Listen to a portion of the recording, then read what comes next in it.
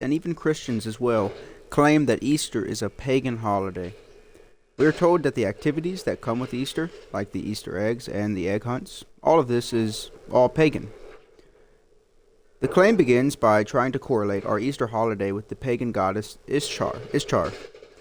Many confuse the etymology by saying Ishtar sounds like Easter, therefore they are similar, which is a hilariously bad argument.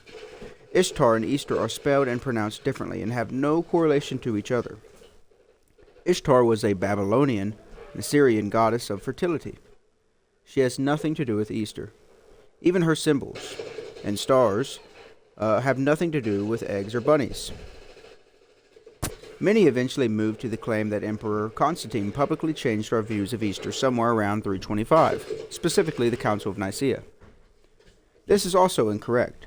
The primary reason for the Council of Nicaea was sorting out the Arian controversy over the nature of Jesus.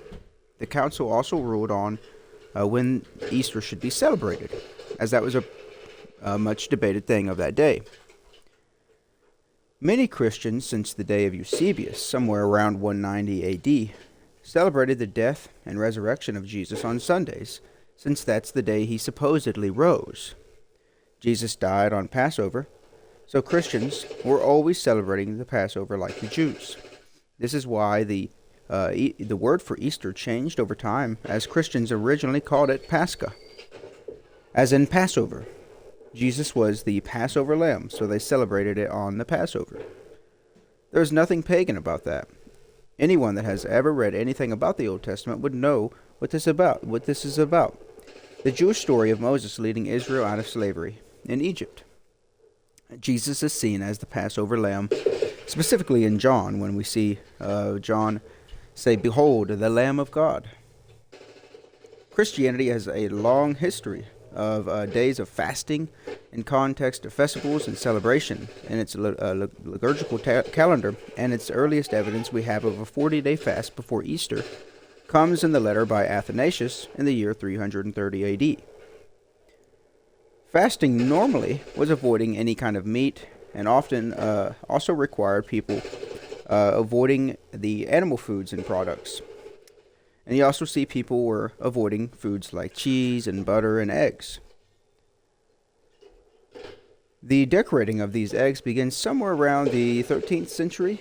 Aquinas mentions some details during the Lent fasting that Catholic Christians still follow to this day. Protestant traditions eventually picked up on this as well. So all of these things are also not pagan as well. As you can see, all of these things about Easter are inherently Christian.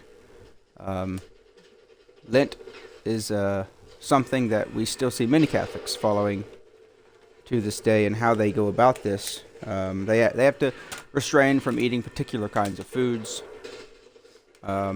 And eggs obviously were one of those kinds of foods in those days.